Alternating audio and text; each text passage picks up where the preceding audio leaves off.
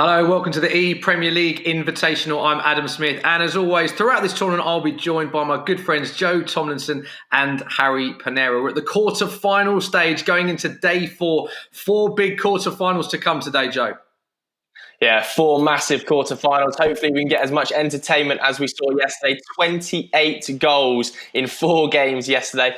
But a quick reminder for everybody watching this, please do stay home and save lives. It's very, very important. The prize fund from the ePremier League Invitational Tournament is also being donated to the Players Together initiative. Now we can have a look at the games you've got coming up this afternoon. First up, we'll see Liverpool take on Newcastle. It'll be Trent Alexander-Arnold going head-to-head with Christian Atsu. After that, we'll see Brighton versus Burnley. Neil Maupay, one of the tournament's dark horses, playing off against Dwight McNeil. Following that, a player who put in an incredible shift yesterday, Diogo Jota of Wolves, will take on relatively unknown Lys Mousset, who knocked out the tournament favourite yesterday in a brilliant performance for Sheffield United. Finally, we'll see Andre Gomez face off against Raheem Sterling as Everton take on Manchester City. Smithy, for the people who've maybe missed the last couple of days, I don't know why they would. We've seen so much entertainment. Give me a quick explainer of the rules. Yeah, here are the all-important rules that you need to be aware of. The EPL Invitational, it's a straight knockout tournament. You lose one game, you are out. Simple as that. Each round consists of just one single game. Every Premier League club has been represented either by a player from their squad or a celebrity fan, but both our celebrity fans have now been knocked out.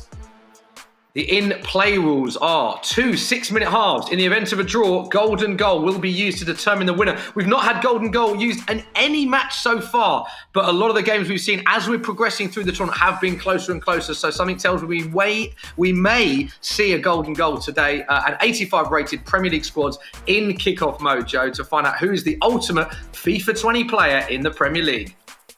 Yeah, we can have a look at the draw now, just in case you missed anything. Trent Alexander-Arnold beat Tom Grennan, Manchester United's celebrity fan, fairly comfortably. In the end, 5-1 to the rest of this stage. Christian Atsu scraped past Moussa Sissoko with a 90th minute winner in that one to get to this stage.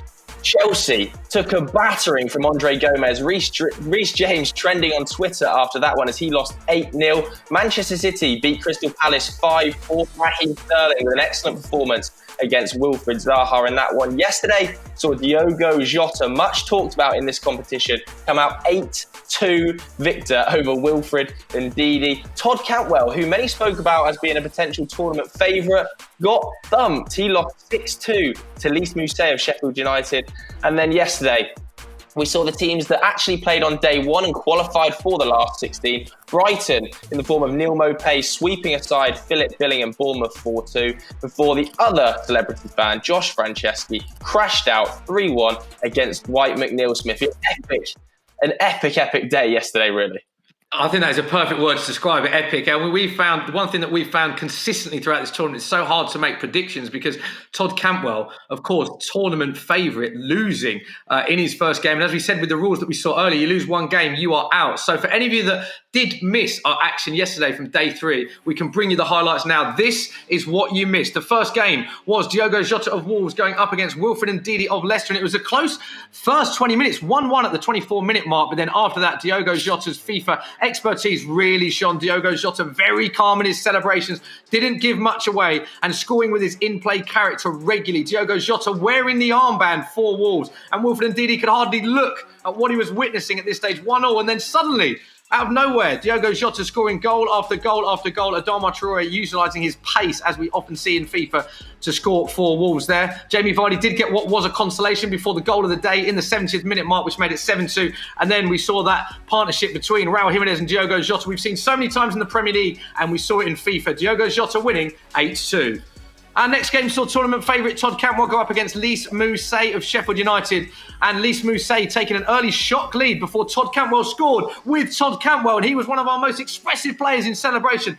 Fist pump in the air as that one went in. And in the second half, made a few changes. And it worked originally because Todd Cantwell finding himself 2-1 up. But after that, his head was in his hands because it was all Lys Mousset scoring with an array of players. McGoldrick there amongst other Sheffield United goal scorers. Todd Cantwell slumping into that chair.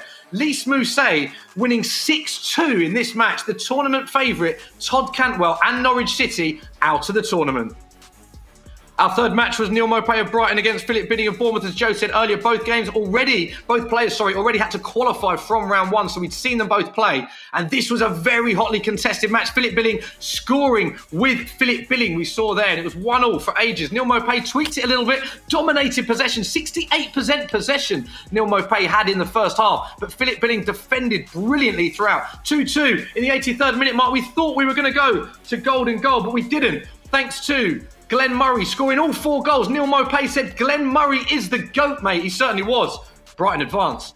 Our last game was Josh Franceschi, the singer of You, Me at 6, our last celebrity competitor, going up against Bournemouth's Dwight McNeil.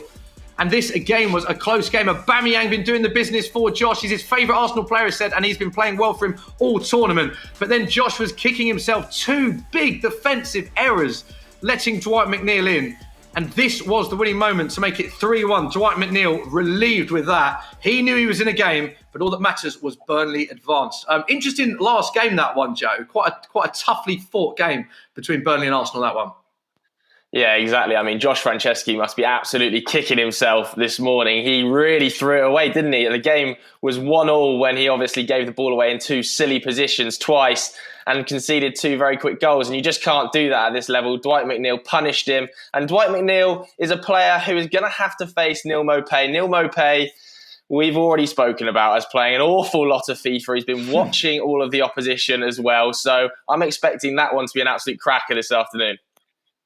Joe, do you think we've seen a lot of the tactics shift? Because in the first day we saw goals galore. We saw 8 goals, we saw 6 goals. In our opening few days, there were a lot of goals. But the last 2 matches were quite cagey. It's a little trend that we've picked up as we've progressed in this round, that players are feeling each other out in the early stages rather than going all gung-ho out attack. Have you found that to be the case as well? Yeah, I think to an extent, but we did still see 28 goals yesterday, so I'm hoping for more of the same today. But what I will say is the further this tournament goes, the better FIFA players are going to be. So you are going to see much more chess-like games that are based on tactics rather than gung-ho attacking football. And I'm excited to see that shift, Smithy. Yeah, our players are ready. Our first match today is Liverpool against Newcastle. Trent Alexander-Arnold, there they are against Christian Atsu. Let's speak to Trent first. Trent, how are you feeling, mate, going into this one? Quite relaxed, to be honest. Just going to try to take the same approach as what I did the other game. Very comfortable first game you had against Tom Grennan, 5-1. A lot of people talking you up in this competition. Do you think it will be a much closer game this time around? I think that the last game, the result was a bit friendly in my favour, to be fair. It was a lot tighter than what it looked. But yeah, I'm sure every game from now on will be tough now we're getting into the latter stages. How good has it been for you personally, like representing Liverpool? We've seen so many fans throughout the world getting involved in this. We've seen talk on social media. How much of an honour is it for you to represent Liverpool? And does that come with a lot of pressure as well, that you're representing your club in this tournament? Not pressure, but obviously I'm the only person that's playing it, so it's all on me or nothing really. So you feel as though you might let your team down if you lose. That's the only pressure that comes with it. But other than that, I'm just trying to enjoy it. It's for a good cause, and we're all taking part, which is the main thing, is staying safe. So there's positives no matter the outcome of the game. Yeah, well said. It is for a very good cause, and we are all encouraging people to stay home and save lives, of course. Just finally, Trent, what do you know about Christian Atsu? He came through a very close first game against Moussa Sissoko of Spurs, 2-1. Did you see that match? What do you know about your opponent going into this one? Seen his late goal. Obviously shows he's quite relentless, and he'll go to the end. So it should be a good game, and obviously I know I can't switch off. Brilliant, Trent. All the best for that one. Great to get the thoughts of Trent Alexander-Arnold prior to the match, Joe. Yeah, exactly. And I believe Christian Atsu joins us as well. Christian, how are you feeling ahead of the game today? I'm very happy, especially to play against him. I'm really happy and excited. We saw a big shift in tactics for you last game, where you put yourself and San Maximan up front. Are you going to do the same today? I watched him play the game we won, I think 5-2, and he's very attacking. So I think I'll be very careful and try to defend a bit. Yeah, you talk about defending there. You only conceded 1 goal in the first game. Are you going to try and do that again this game? Are you going to try and stay very compact defensively? Yes, this is how I always play FIFA. I'm always compact and very difficult to beat. So it's the same thing I'm going to do, but it all depends on the opponent, the formation that he's playing, that I will see and also try to adjust. There we have it then, Smithy. I'm absolutely buzzing for this one. Yeah, can't wait for this one, Joe. It's going to be a great game. Before we get into the game, as has been tradition this week, we are going to just quiz the guys on their FIFA 20 knowledge. So, guys, this is how it's going to work. Trent, 3 questions to you, first of all, just like last time. Then, Christian, I'll come to you after that. I know this will get very competitive. So, first up, Trent, first question. Who has better passing, according to FIFA 20, Jordan Henderson or John Joe Shelby?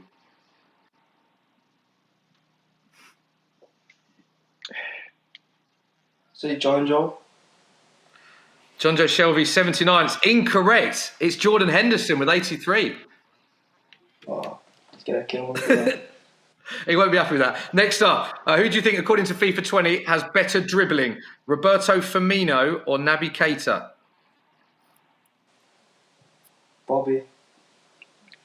Bobby Firmino, 87. Naby Keita, 88. That's a tough question. There's only one in it, but it is incorrect. Naby Keita takes it. Sorry, mate. This one, last question to redeem it. Of course, both Gini Wijnaldum and James Milner played for Newcastle, as we all know. But which player has the better stamina on FIFA 20? It's another tough question. It's very close. But better stamina out of Wijnaldum and Milner. Gini. Milner 90, Wijnaldum 93, correct. So that is 1 out of 3, Trent. Quick analysis of your quiz there. 1 out of 3, did you take that? A bit disappointed, what are you saying? A bit disappointed, but it's not that big of a deal, to be honest. Love that. Okay, Christian, on to you now. First question, who has the better balance stats? According to FIFA 20, you or Mo Salah? Mo Salah. Incorrect. It's yourself. Mo Salah 88, Atsu 93. So it was yourself. Next up, who is slower on FIFA 20? Florian Lejeune or Federico Fernandez? So who is slower?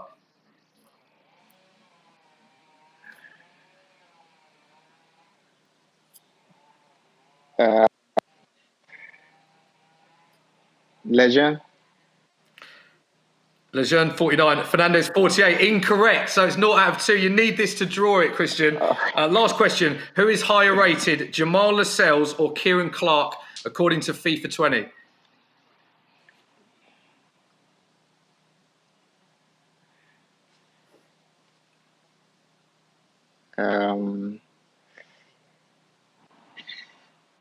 Jamal.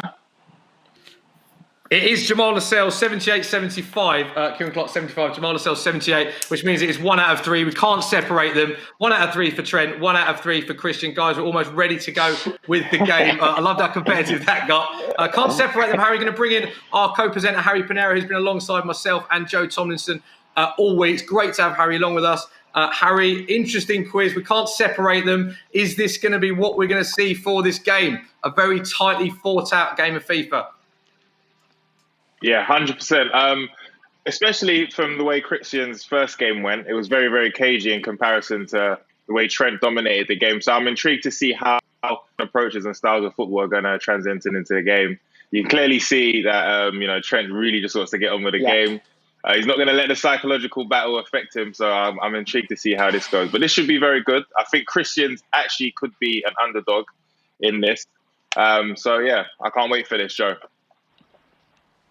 Yeah, really exciting stuff, isn't it? I was very, very intrigued there when Christian was saying he's focusing on defending. He's going to try and match Trent Alexander-Arnold up tactically, because obviously we saw in the first game just how lethal Trent Alexander-Arnold can be. It was actually a very close game statistically between Trent Alexander-Arnold and Tom Grennan. But at the end of the day, the finishing paid off. There was that brilliant lob as well. The winner of this game, though, would go on to face either Andre Gomez or Raheem Sterling. So we could well see a Merseyside derby if Trent was to go through and Andre was to go through. That would be an absolute epic, Smithy. Yeah, this side of the draw really exciting. The winner of this, as you said, will either place Everton or Man City. So we've got either potentially, if Trent advances, we've got a Everton Merseyside derby, Man City Liverpool, which you've seen has been a battle for Premier League titles in the past, and that's not Christian Atsu's got an early fast chance, and it's 1-0 Newcastle. Christian Atsu taking the lead, Joe. Oh, Alan Saint-Maximin there. We saw Christian Atsu make the most of the pace going forward against Moussa Sissoko when he made those changes to put himself and Alan Saint-Maximin up front. And it's worked again. Atsu and Saint-Maximin combining brilliantly on the counter-attack there. 5 minutes into the game and we've already seen a goal. Before this game, we said, it's going to get much more tactical. We're probably going to see less goals. What do we know, Smithy? What are we talking about? With goals going in already. What do we know? And Liverpool... Nice bit of build-up play from Trent there. But Harry, big first goal. Early goal for Christian Atsu. Yeah, massive first goal. And it's an equaliser. Smithy. I couldn't even get my words out. I think with the first goal from Christian, it's actually just set the tone of the game now. I think once one player scores early, you have to change your whole tactics. And it's got to be from a defensive point of view straight to attacking now. So it's 1-1, Joe. Yeah, brilliant start to this game. 9 minutes in and the score sits at 1-1. Of course, Trent Alexander-Arnold does have some pedigree at the FIFA level. He played in the Stay and Play Cup, eventually going on to be beaten on golden goal by Jesper Karlström 3-2. Christian Atsu, on the other hand, we didn't know too much about him going into the tournament, but that's not to say he's not a fantastic FIFA player. We saw him put in a really good showing against Moussa Sissoko, and some of the players that we haven't talked about much, your Lys Mousset, your Andre Gomez, have ended up being some of the best competitors we've seen so far, Smith. Yeah, exactly that. We've undersold some of the players, Andre Gomez being one of them. 8-0 victory for him. That is in the this side of the draw. Don't forget, all 4 quarterfinals we will give you today. So 4 quarterfinal matches, 1 game. And it'd be fascinating to see who advances from those quarterfinals. Of course, Liverpool, Newcastle have played twice in the Premier League this season. Liverpool 3-1 winners at Anfield. Christian Atsu actually got an assist that game to Jetro Williams, but Liverpool gaining all 3 points. And then a very, very epic game. I don't know if you remember, but St James's Park, Newcastle 2, Liverpool 3, and Trent providing 2 assists for Virgil van Dijk and Mohamed Salah that day, as he has been getting loads of assists throughout this season. So Trent has a very good record against Newcastle, winning all 4 games in which he has featured and providing 3 assists. Will he have a good record against Newcastle on FIFA? Currently 1-1, 20 minutes on the clock. Yeah, Trent putting together some nice build-up play, but again we can see how hard it is to break down Christian Atsu. Moussa Sissoko found the same thing, that back line is very, very solid. Christian is an exceptional defender, and Trent's going to look to just pass it around the edge of the area and try and pick his passing lines with that slow build-up play that's become synonymous with some of the best players in the tournament so far. Here's a chance though, with Mo Salah inside the box, looking to pick a pass. Can't do it though again. Brilliant defending by Christian Atsu, Harry. Yeah, he's put on a fantastic defensive display in his first half. It's been very, very difficult, as you said, for Trent to actually breach the lines of defence. But I think it's going to take a moment of a mistake or probably a great counter-attacking spell for a goal to come back into this game. I think the goals have actually just settled down the game a bit. I think Atsu's really happy to defend right now, but he can't make any mistakes because Trent, as we all know, is very, very clinical, Joe. Yeah, it reminds me a little bit of Josh Franceschi versus Dwight McNeil yesterday when the only thing separating them was mistakes. This is fantastic build-up play by Trent, though. He is offside. We've seen some fantastic games so far in this EPL Invitational Tournament. I'm sure we're going to see some more today. If you are just joining us, there's a chance here for Trent. Took it too early. Should have taken another touch there. A little bit of a let-off for Christian Atsu, Smith. Yeah, big chance for Trent. I think he knew, based on his body language as well, that was a big chance. Christian Atsu defending well, but Trent having all the possession. Oh, it's another chance. Tipped behind the bar for a corner. Trent Alexander-Arnold whip of the corner in, as he has done with such great effect in the Premier League this season. But it is a goal kick to Newcastle. So good bit of play there from Trent, but a couple of chances that did not go his way, Joe.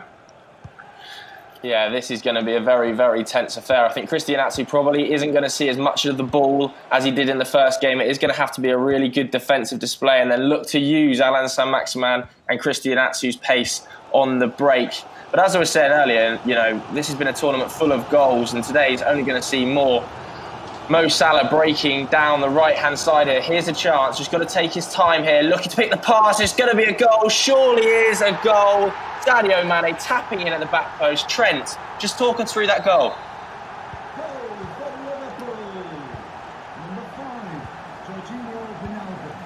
He's focused, Joe. I think both players in the zone for this one. They know that they have got a game on their hands. That is a big moment in the game. Trent has to say, dominating the possession in the build-up to that play. Had 2 big chances before that goal. And could that be an all-important goal? And interesting to see if Christian will look to change anything tactically or substitutions at the halfway point if it remains at 2-1. As they go on the attack here, Joe. Good chance here for Christian Atsu then from the free kick. He's going to loft it into the box. Gets the header with Alan Saint-Maximin, but it's not to be. It's an interesting tactic from Christian Atsu. You've seen a lot of short free kicks taken this year on FIFA 20 in particular. That sort of slow, short build-up play around the edge of the area tends to be favoured by a lot of the professionals. And a lot of the better players in this tournament as well have focused on it. We've seen Neil Maupay really, really patient. Here's another chance for Trent, but it just bobbles. A little bit unfortunate for himself there. And it's cleared by Newcastle. But as I was saying, you know, possession-based football in FIFA 20 is so important. Neil Maupay put together nearly 70% yesterday in his win over Billing, and Liverpool doing the same here. That slow, steady build-up. Harry, what have you made of the first half? Because we are approaching half-time, and what are the fans saying? Yeah, the fans are saying that Trent looks to have more control over this game, but Atsu's defending is absolutely amazing. This game could have easily been more goals if Atsu didn't make a lot of last-ditch defending. But as we all know, this game can never be over. We still have a second half to go, but it seems as if it's more of a soaking up pressure type of approach from Christian Atsu because of how Trent is playing, and it could be 3-0. What a save! What a save, Joe! I don't know whether it was a save or whether it hit the post. Either way, it had to hit the back of the net from Trent Alexander-Arnold. You can see he throws his hands up in the air in frustration there. Trent, talk us through that last incident. How did you miss? Mate, I don't even know. Not happy about that one. Christian, you go in to the break behind. How are you feeling at half-time? He's very good in attacking, but I think a chance in the second half. Yeah, we're going to have to see you playing on the break a little bit second half. Smithy, what have you made of the first 45? Brilliant first 45. The game is kicking off for the second half, so we'll bring that game to you. Here it is, kicked off already. Brilliant first half. I think fair to say Trent has dominated in possession, had the more bigger chances, better chance in the game, but Christian defending very well indeed. 2-1. Just interesting to know how much that last chance that Trent missed there, could that come back and could that cost him this game if Christian can score an early goal?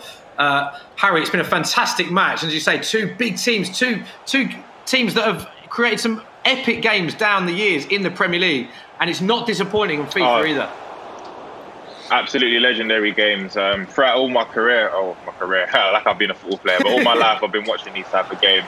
But it's actually translated into the pitch here. Trent, I must say though, Christian Atsu's defending arguably could be one of the best that we've seen so far. It's very, very hard to break him down. It takes a player like Trent who's very, very good to be able to score, and he's hit the post! The post again! Joe, I'm thinking that these misses could actually come back to hit Trent, you know. I'm not too sure, but Christian actually looks to be doing a great job defensively, Joe. I cannot believe some of the misses in this game from Trent Alexander-Arnold. 2 absolute sitters have hit the post, and we've seen some good saves from the Newcastle goalkeeper. We've talked a lot about Christian Atsu's defending and how rigid it is and how tactical it is, but you know, he's actually shipped some really good chances in this game, and Trent probably should be more than just 1 goal ahead at the 55th minute stage. I think personally Christian's probably going to have to make some in-game tweaks here, because Trent Alexander-Arnold is very dominant with the ball, and at the moment he's creating the better chances, Smithy. Yeah, completely agree. I'll be amazed if Christian doesn't change this sooner rather than later. It's been all Trent Alexander-Arnold. As good as Christian has defended, that we said he has, let in some chances. Trent with 2 big misses off the post twice. So I would be amazed if Christian doesn't look to change this up very shortly. As Newcastle have another chance, it's a big save. Oh, those are the chances that Christian Atsu really has to take on the counter. You know, the pace of Alan Saint-Maximin, the pace of Christian Atsu really need to punish Liverpool when you get the chances, because Trent's going to keep the ball in dangerous areas like this. Another big chance for Liverpool, another big save by Martin Dubravka, Harry. Amazing. The chances that are getting missed are ridiculous, I must say. Trent must be thinking he needs to score another goal just to wrap this game up. But it's been very, very, very tight. Christian Atsu has a lot of thanks to say to his keeper, because without him, I don't know where he'd be in this game. But still 2-1, Smithy. Still 2-1, Harry. What a game we have. Don't forget, this is the first game of day 4. We've got 4 big quarterfinals to give you. The winner of Liverpool and Newcastle plays Everton or Man City, and that is going to be another very tough one to call, because, of course, Everton is represented by Andre Gomez, Man City by Raheem Sterling. Trent goes through. It's another goal. It's a big goal in the game. It's Liverpool 3, Newcastle 1. Could that be the goal that takes Trent Alexander-Arnold through to the semi-finals? Mo Salah on the score sheet, as he's been doing all season for Liverpool. And surely that is 1 foot in the semi-final for Trent, potentially, Joe. Yeah, good knowledge of the game there from Trent. You can just see him looking to get to the byline, and then rather than lifting the ball in the air, looking to use the drill cross or the through ball, it's so much more effective on FIFA 20. And to be honest with you, this game is becoming one-sided. Trent is really, really strong in possession, putting together very, very effective attacks. And now he can sit back a little bit more and use the pace of Bobby Firmino, use the pace of Sadio Mane on the counter-attack. This is a really, really good performance. Very, very impressive stuff so far from Trent Alexander-Arnold, Harry. Definitely, and I think that third goal is a very, very deflating goal for Christian Atsu. It's very hard to find momentum to actually bring another goal back into this game. But yeah, as you said, Trent has been absolutely amazing attacking. He's been more threatening. His attacks have looked more like goals, had so many chances, hit the post twice, as Smithy said earlier. So it's a well-deserved lead at the moment, and it does seem as if he has got 1 foot in the semi-final, Joe. Yeah, I would totally agree with you there. 1 foot in the semi-final. Of course, Christian Atsu thanking the amazing Newcastle supporters at home after that first win against Moussa Sissoko. Trent Alexander-Arnold beating Tom Grennan. We'll have another chance. Bobby Firmino. It's going to be 4-1. And that will wrap up the game. 13 minutes left on the clock. The front three of Liverpool, as they have done all season, firing the Reds ahead. It looks like there's going to be a few in-game tweaks here. Trent might just look to go a little bit more defensive now. Is that correct, Trent? Nah, put Ox on, try and nick him a goal. He's going to go more attacking. I love to see it. We've already seen 5 goals in this game. He won the first game 5-1. He might well be looking to win the second game 5-1. 10 goals across 2 matches would be very impressive stuff, Smithy.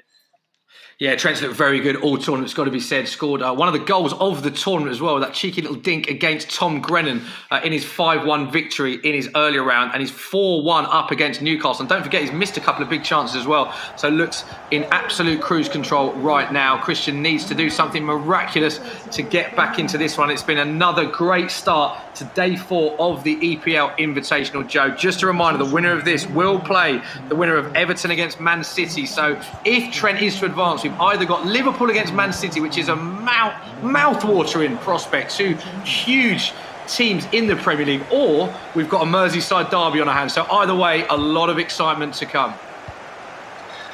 Yeah, I think at the moment it looks like Trent's going to go through.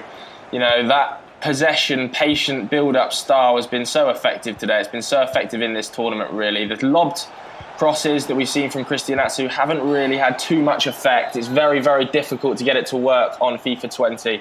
There is going to be a final chance here. Free kick, 22 yards out. Let's see what Christian can do. It's going to be Joe Linton over it. It's hit the crossbar. It's a great effort by Joe Linton. Would have been our first free kick that's hit the net this tournament. Very hard to execute on FIFA, and it nearly hit the back of the net, Harry. Definitely. The keeper was rooted to the spot. Amazing free kick there. Very unlucky from Christian Atsu. It would have been a consolation goal, because the 4 goals that Trent has actually put him in a more superior lead. But, you know, the game's not done mathematically, but I think everyone can see that it's very hard for a player to come back from 4-1 down, Joe. Yeah, very, very hard. And we can see how commanding Virgil van Dijk's been at the back for Trent as well. One of the best players on FIFA 20, although we are playing in 85 rated mode overall. 3 minutes left on the clock then. At the moment, it looks like it's going to be Trent Alexander-Arnold going through to potentially face Everton in a Merseyside derby if Andre Gomez can indeed dispatch Raheem Sterling. But it's going to be easier said than done, because Raheem Sterling, of course, put in an incredible display to see off Wilfried Zaha. Brilliant ball by Trent, but it just falls short. Approaching the final whistle then, Harry, what are the people on social media saying as Trent Alexander-Arnold progresses through to the semi-finals? There's a lot of "you'll never walk alone" tweets happening right now. So Trent has brought the Liverpool fans into the semi-finals, but it's been a great performance. A lot of Newcastle fans are saying that Christian actually shouldn't be disappointed with himself. But as you can see, Trent's really, really happy over there, Joe. But it's well-deserved victory from Trent. Yeah, Trent, you look pretty relaxed there, I have to say. You look very chilled out. Is that how you play FIFA all the time at home? No stress? Yeah, try not to stress, make as least mistakes as possible, but obviously scored the early goal and changed the way of the game. Difficult, but I was able to create chances. Yeah, and you like to get to the byline and use that ground cross quite effectively, don't you? It's hard to defend against. People think you might cut back early doors and step the centre half up to try and cut it out on the pen spot, but I like to go byline and then cut it right across to find a runner. And Christian, let's just chat to you. How are you feeling after that one? Yeah, very good game. I think he was better. He created more chances and he dominated the game also. And I say congratulations to him. There we go then. Trent progresses through to the semi-final stage, Smithy. Yeah, great game. Massive congratulations to Trent. Thanks to Christian as well for taking part in that game. Close game, that, Harry. Harry, do you feel like Trent was very honest in his assessment pre-match when he said that his 5-1 victory against Tom Grennan, maybe that flattered him a bit because Tom had chances? Do you feel like this 4-1 victory, if anything, didn't flatter him enough because he missed two big chances? Yeah, two big chances, but it's one of those games where, you know, you just have to be very, very clinical. And I don't think that Christian was in this game. Trent missed a lot of chances, but it's well-deserved victory from him. I think from start to finish, you could see that he was using possession base, using the wing, as Joe said. And those low crosses were just too powerful for Christian to defend, Smithy. Yeah, Joe, we've got to start talking up Trent a bit now. 5-1 and 4-1, two very commanding victories. And as Harry alluded to there, probably 4-1 didn't even do him justice. He's a real player that could potentially go all the way this tournament. Yeah, he was brilliant in that game there. Christian actually didn't really have a sniff. I know he did score the early goal, but it was on the counter-attack, wasn't it? And obviously anything can happen in FIFA from that stage on. Trent was totally dominant, created so many chances. And one thing I will say about Trent is that front three of Bobby Firmino, Mo Salah and Sadio Mane is good enough to take on anyone, isn't it? And in the hands of Trent Alexander-Arnold, looks like it's packed full of goals. Yeah, I totally agree. We've seen some players very reliant. Josh Franceschi, Aubameyang scored nearly all of his goals that he scored. Neil Maupay very reliant upon Glenn Murray for his team. Whereas Trent you can see Trent's spreading the goals around, isn't he? That front three used to great effect. And it's almost like he's a real threat in this tournament, Harry, Trent Alexander-Arnold, because he's using his in-game players very effectively. Definitely. We saw how Virgil van Dijk and Joe Gomez are a great partnership for him as well. They were very hard to beat as well. Bobby Firmino just can't stop scoring. The pace of Salah and Mane, similar to how they play in real life. So it kind of looked as if it was a Liverpool performance, really and truly, like how they play in real life. But like I said, Trent is a favourite. Seen him playing plenty competitions and he's done really, really well. So I tip him to be in and around the final anyway. He's made it to the semi. So let's see how long he can go. And Harry, we've seen that so many fans worldwide watching this and engaging with us. It's been great to see. And of course, Liverpool, such a huge fan base, so much for them to be excited about in the Premier League. They've been absolutely phenomenal this year in the Premier League. And of course, loads of Liverpool fans really excited about how Trent's doing here. Lots of reasons for Liverpool fans to be smiling at the minute. Yeah, literally my phone, I don't know if you saw in the shot, but I had to look at the phone because it was literally like getting spammed by Liverpool fans. But they're very confident that Trent can do really, really well. But he's doing a great job so far. He's scoring a lot of goals, doing very well. So they've got a right to actually be cheering him on at the moment, Smithy. Yeah, so let's have a look at what this means for the tournament so far. We can give you confirmation of that result. We are at the quarterfinal stage, and just a reminder that all four games today are all four quarterfinals. So the first game has finished. Trent Alexander-Arnold representing Liverpool for Newcastle United being represented by Christian Atsu won. So good tournament from Christian Atsu, but that is his tournament over. Our remaining 3 quarter-finals that we'll bring you all today are Brighton against Burnley, Wolves against Sheffield United, and Everton against Manchester City. So this is what it means to the overall draw as we advance into day 4. Liverpool, our first semi-finalist, and they will play the winner of Everton against Man City, which is not an easy game to call because that is Andre Gomez, fresh off the back of an 8-0 victory against Raheem Sterling, who beat Wilfred Zaha of Crystal Palace, who is one of the favourites going into this as well. So, potential Merseyside derby or a Liverpool versus Man City game. Either way, a mouth-watering tie there. The other 2 quarterfinals, Wolves against Sheffield United, and they will play the winners of Brighton against Burnley. And that match is who's coming next. Brighton's Neil Maupay against Burnley's Dwight McNeil. Guys, let's look ahead to this one because this is our next fixture. And 2 players, Joe, that we've been very impressed with so far. Yeah, Neil Maupay in particular, I have to say, we know he plays a lot of FIFA Ultimate Team, but sometimes it can be difficult to transfer your Ultimate Team skills into 85 rated mode skills. We saw Todd Cantwell really struggle with it yesterday. Neil Maupay has found it an absolute breeze, partly down to the fact he's got Glenn Murray up front, and Glenn Murray has got 8 goals in 2 games. He looks unstoppable. Harry, how do you see the next game going? Brighton against Burnley. Tough one to call this, mate. Bit tough. We already know how Neil Maupay has played so far, but we can't underestimate Burnley. So I'm going with Neil Maupay because I just feel like he's a complete player. But I'm excited to see Jota because I feel like he had the most complete performance. He knows how to use skills, so I'm excited. But yeah, I'm going with Neil Maupay. Okay, so that is it for our first game of day 4. We'll be back at 1 o'clock for Brighton against Burnley, which is our second quarter-final of the tournament. So don't go anywhere. We'll see you very soon. And just a reminder, please all stay home and save lives. See you in a bit. Bye-bye.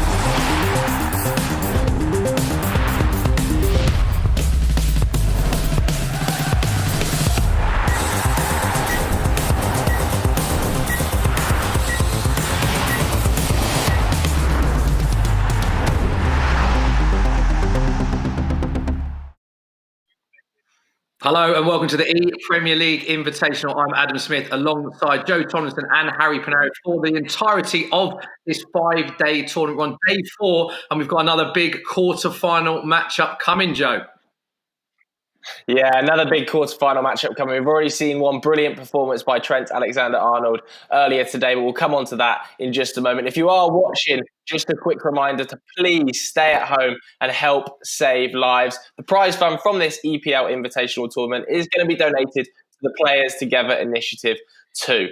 Now, we can see the fixture you guys at home are about to watch. Next up, we've got Wolverhampton Wanderers against Sheffield United. One of the tournament's favourites for the trophy, Diogo Jota, taking on Lys Mousset. Next up, we've got Everton against Manchester City. That'll be Andre Gomez, who won his first game 8-0 against Raheem Sterling. And the final game of the day will see Brighton take on Burnley as Neil Maupay takes on Dwight McNeil. Smithy, if people missed the first game, maybe they missed the last couple of days, can you just please explain the rules of the tournament? Yeah, these are the all-important rules that you need to be aware of for the ePremier League Invitational. It is a straight knockout tournament. You lose one game, you are out. It's as simple as that. One game per round, that's all it is. Every Premier League club is represented either by a player from their squad or a celebrity fan, although both celebrity fans are now out of the tournament. Now let's have a look at the in-game rules. 2 6-minute halves in the event of a draw. If the teams cannot be separated after 90 minutes, golden goal used to determine the winner. 85 rated Premier League squads in kick-off mode. Yeah, you can see the draw here. If you did miss that first quarter-final match between Trent Alexander-Arnold and Christian Atsu, he came out 4-1 winner. You're about to see Wolves against Sheffield United, as I spoke about. Diogo Jota laying down a yardstick as he beat Wilfred Ndidi 8-2 in the last 16. And Lys Mousset was one of the shocks of the tournament, overcoming favourite to win it, Todd Cantwell 6-2 in a brilliant display. Later on, you're going to see Everton against Manchester City. Raheem Sterling beat Wilfred Zaha to get this far, and Andre Gomez absolutely hammered Reece James. That was the talk of social media. Brighton against Bournemouth saw Neil Maupay win there, and of course Josh Franceschi, our final celebrity fan, lost 3-1 to Dwight McNeil. So you'll see Neil Maupay against Dwight McNeil later as our final game of the day, Smithy. Yeah, and if you missed it, these were the highlights of our first quarter-final of the day today. Liverpool, the first team in the hat in the draw of the semi-final, and this is how they got there. Trent Alexander-Arnold going up against Christian Atsu, but Christian Atsu of Newcastle taking an early lead to Maximan. Was there a shot on the cards? No, not at all, because Liverpool equalising straight away through Bobby Firmino, and let's be honest, from then on it was all Trent Alexander-Arnold as Jimmy Wijnaldum found the back of the net there. 2-1 in the 66th minute, and then Trent really making it pay. Mo Salah finding the back of the net, and Bobby Firmino with a 4. Trent missing a few big chances. It could have been more, but in the end, it ended Liverpool 4, Newcastle 1. So Trent Alexander-Arnold, Joe, off the back of a 5-1 victory against Tom Grennan, and then a 4-1 victory against Christian Atsu, looking a serious player in this tournament. Yeah, definitely. I don't think we've spoken enough about how strong Trent Alexander-Arnold has looked, particularly defensively. He's only conceded 2 goals across the course of the tournament so far. And even that one against Christian Atsu was really against the run of play, as was Tom Grennan. Of course, he was 5-0 up when Tom Grennan scored his goal. Christian Atsu scored first. Maybe a little shock on the cards, but then suddenly Trent just resumed all control of the game. A fantastic FIFA player, Smiths. Yeah, and our next game is Wolves against Leicester. Sorry, it was our last game. It's now Wolverhampton Wanderers and Diogo Jota taking on Lys Mousset of Sheffield United. So many games, I can't keep track, but I'm pleased to say that both players join us now. Now, Diogo, I'm going to come to you first. Let's talk about your last game. 8-2 victory. A lot of Wolves fans are very excited about you, thinking you might be able to go all the way in this tournament. You've proved to be a very serious FIFA player so far. Game is a different game, so everything can happen. Let's see what can happen against Mousset. Yeah, of course, we said there that you had a good victory, but Lys Mousset had a very good victory as well, beating one of the tournament favourites in Todd Cantwell. So you've got a tough opponent today. Yeah, I didn't play against Cantwell in another tournament. It was a balanced game. I won in the last minute. So that means Mousset is a great player. so I need to be careful. And how much have you enjoyed this tournament so far, representing Wolves? Have you been speaking to your teammates? Have they been watching? How enjoyable has this tournament been to be a part of for you? Yeah, some of them text me congratulating me for the win. I know there is fans and also teammates that will watch this tournament, and of course I want to represent Wolves the best manner possible. Okay, well, best of luck, Diogo. Those are the thoughts of Diogo Jota ahead of our next quarterfinal matchup, Joe. Yeah, and I'm pleased to say Lys Mousset joins us as well. Lys, you heard from Diogo Jota there. You got a great result in the first game against Todd Cantwell. How confident are you feeling today ahead of this game? No, I'm not that confident. He's a good player, so I need to be careful. You're playing yourself down quite a lot there, Lys. You were brilliant in the first game. You scored 6 goals. Can we see more goals today? Yeah, we're going to try. We're going to try. Fingers crossed for you then. Goals. Good luck today, Lys. Thank you. Cheers. Thanks very much. Over to you, Smithy. Do you know what, Joe? I love at this stage of the tournament how competitive the players are. They just want to get on with the game, and we will bring the game very shortly. But before we do that, we're going to test the guys' knowledge on FIFA 20. So 3 quick questions. Diogo, I'm going to come to you first. 3 quick questions about FIFA 20. Then once you've answered, I'll then come to Lys to answer his 3 questions. So Diogo, your first question. Who do you think is faster on FIFA 20, yourself or today's opponent, Lys Mousset? Mousset. It's not. Mousset 77. It is yourself with 83. So you're quicker. You're underselling yourself, Diogo. Next question. Who do you think has better passing, according to FIFA 20, Ruben Neves or Oliver Norwood? He has to be Neves. Has to be Neves for you. It is Neves for you. Norwood 78, Neves 82. Great pass for the ball, Ruben Neves, isn't he? Yeah, no doubt. No doubt. Okay, third question. Final question for Diogo. Who do you think has better physical? Sheffield United's John Egan or Wolves' Leander Dendoncker? So John Egan or Leander Dendoncker physical? I'll go for John Egan. Incorrect. It's Dendoncker, which means you score 1 out of 3. You're disappointed, Diogo. I'm very bad at this game. Okay, Lys. Yeah. Here come your questions. Who do you think has the better penalty taking on FIFA 20? You or your opponent today, Diogo Jota? Diogo Jota. It's not. It's yourself. So again, like Diogo undersold himself, you're underselling yourself. Jota 63, Mousset 70. So there we go. Next question. Who has the highest shot power on FIFA 20? Diogo Jota or Billy Sharp? Highest shot power. Diego? It is, which means it is 1 out of 2. So, Lys, this is the all-important question. You win this, you win the quiz. You lose this, it is a draw. So I'm asking you, who do you think is slower, so lower pace rating, according to FIFA 20, Phil Jagielka or Roman Saiss? Low pace. Low pace, yeah. Roman Saiss. It's not. It's Phil Jagielka with 46 pace.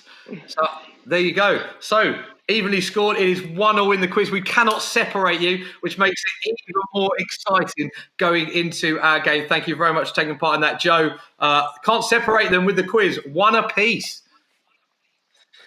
Yeah, I mean, I'm really looking forward to this game. It's obviously going to be close. Diogo Jota there was talking about how he's played Todd Cantwell in other tournaments, and that game was extremely close, whereas Lys Mousset managed to put 6 past Cantwell. So maybe we're backing the wrong favourite here. Lys Mousset might be in for a shock on the card. Yeah, let's bring in our fellow presenter. Delighted to say that throughout our coverage, Joe and I are joined by our good friend, Harry Pinero. Harry, loved having you on the stream all week. It's been so entertaining, and something tells me we're in for one of our most entertaining games and probably one of the hardest games to call of the tournament coming up. Yeah, definitely. I love what the players are doing by downplaying themselves a lot. We know how surprised we were at how good Lys was, and we know how good that Diego is. So I'm really looking forward to how these players are going to prove to themselves and also their teams that they are the right people to be representing them. It's going to be a good game. I'm really looking forward to how they implement their styles, because we've seen over the last few days different styles. Over the last few games, it's been more tighter. So I want to see if it's going to be a tighter affair or a more exposed one, Joe. Yeah, definitely. I mean, Diogo Jota, obviously, in the first game, caused a lot of headlines online, didn't he? He scored plenty of goals his own character. He captained his own character. He scored 8 in that game, an incredibly impressive display. But Lys Mousset, with Sheffield United have been one of the league's surprise packages this season, and it looks like the same could be said in this tournament, Smithy. Yeah, exactly that. Sheffield United have been absolutely brilliant to watch, mesmerising to watch in the Premier League, and very tough to beat. And that's exactly what Lys Mousset did in his first game, win the arena, and Diogo Jota just having a little warm-up there as we're about to head into our matchup. And Lys Mousset has been exactly the same. No one really gave him a chance against Todd Cantwell. Everyone said Todd Cantwell's the favourite, expected to win. He did go 2-1 up with his own in-game player, Todd Cantwell, scoring to give Norwich a 2-1 lead in that. But then Lys Mousset, all him in the second half, as he became victorious, beating Todd and beating the tournament favourite 6-2. And what's interesting, when Todd Cantwell went out of the tournament, Joe, is a lot of people then put Diogo Jota's name as the front runner, as the favourite to win this, based on what we saw in his first game, an 8-2 victory over Wilfred and Didi. So Diogo Jota, many people's favourite now, having seen every player play once so far, of course. Yeah, definitely. And we can already see how this game's going to kind of play out, can't we? We can see that Diogo is going to try and keep as much possession as he can. He's played in eSports tournaments in the past. He knows that's the best way of winning at this level on FIFA. Whereas Lys Mousset is slightly more aggressive in his style, going to look to play on the counter. There's an early chance here for Wolves, but it is well dealt with by Lys Mousset, who himself looks quite calm at the back. Let's not forget, a lot of people calling him a silent assassin online. Cantwell raging about his performance, but that takes nothing away from just how good he was against the Norwich player, Harry. Yeah. Most definitely, and we can, as you said, we can see what type of affair this is going to be. They both seem to be able to control the ball very good.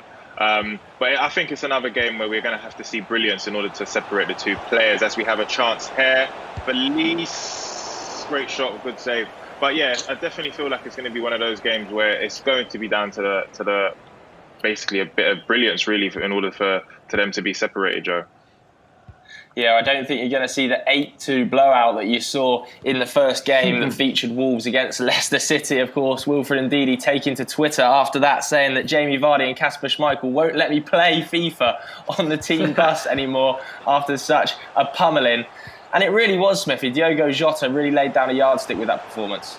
He did lay down a large stick, Joe, and it's why many people are now bidding him as the favourite in this tournament. And what's great to see is not just the amount of players that are playing, obviously all 20 clubs represented by either a player or a celebrity fan, but also the amount of players and teammates and clubs that are engaging in this and that are watching this. We've seen so many players saying, my teammates texting me saying, don't let me down, good luck. A lot of pressure on these players, and it's been great to see how the Premier League have brought all these players to come together for this tournament. And we are now at a crucial stage of the tournament and a chance for Wolves. And these two teams, Joe, you can't really separate them in the Premier League this season. Wolves currently 6th in the Premier League on 43 points. Sheffield United 7th on the exact same points, 43.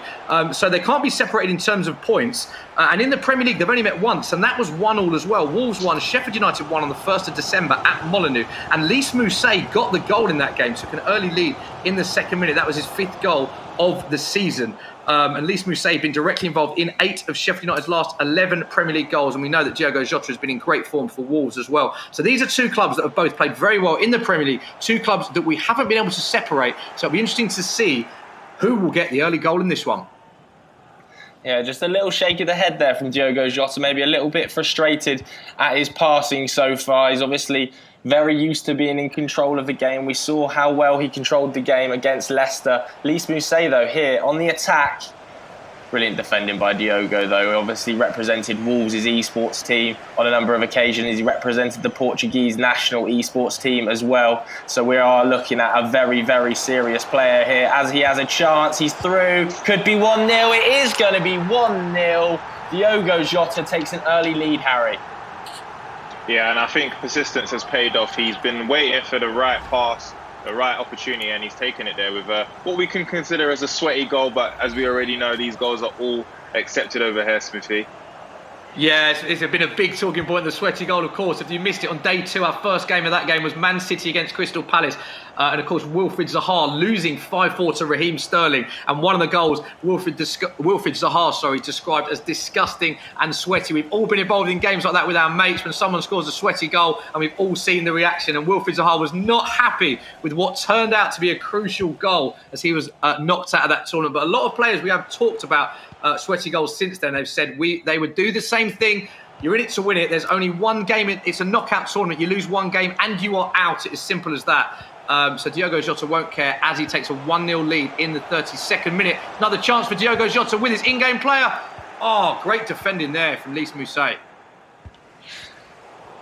Yeah, maybe one fake shot too many in the area there for Diogo Jota. Although Raúl Jiménez has a chance. Brilliant defending. He's in again, though, and it's 2-0. Diogo Jota doubles his lead, I should say, and he's playing really well. Both the goals here have come from Campagna, Harry. Yeah, I think once you score one goal in this competition, it's a prelude for you to score more goals. And I think that's what Diogo's done here. He looks very much in control. He looks more threatening on the counter as well. It seems to be another controlled performance here by Diogo, but we can't rule Lys out yet. Still early, still the first half, but as good as it looks here from Diogo, Joe.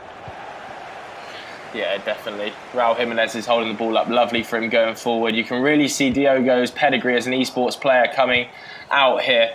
His ability to keep the ball and work it into the box, the fake shots.